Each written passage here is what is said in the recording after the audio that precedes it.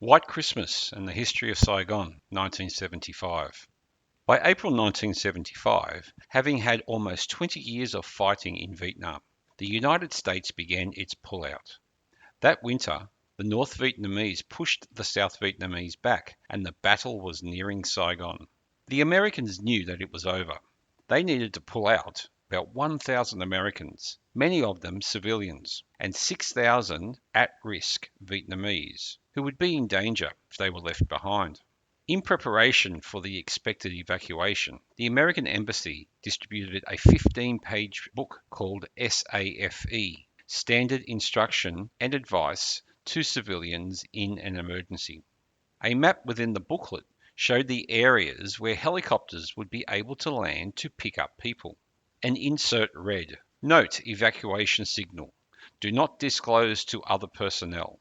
When the evacuation is ordered, the code will be read on Armed Forces radio.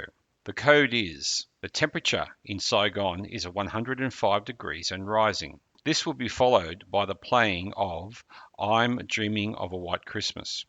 Those who were not US citizens but expected to participate in the evacuation contacted Americans they knew and asked them to sing the song. They feared they might not recognize it.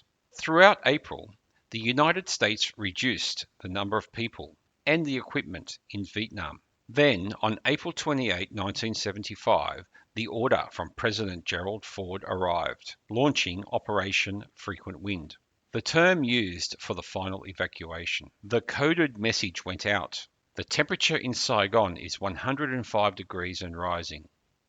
Then the soft sounds of White Christmas played on the radio. In 19 hours, 81 helicopters carried approximately 7,000 people to aircraft carriers offshore. These were desperate times for the people of Saigon, and many more people than expected arrived to try and escape on the helicopters. In order to get onto the overloaded aircraft, people left their belongings behind. Men and women opened their suitcases to locate passports and money. For many on the helicopters, there was no room to sit. They stood anxiously, desperate to get out. At 7:53 a.m. on April 30, the last helicopter lifted off the roof of the embassy and headed out to sea. America had left South Vietnam, and the end of the war was near. Later that morning, North Vietnamese tanks crashed through the gates of the presidential palace in Le Yuan. The war was over.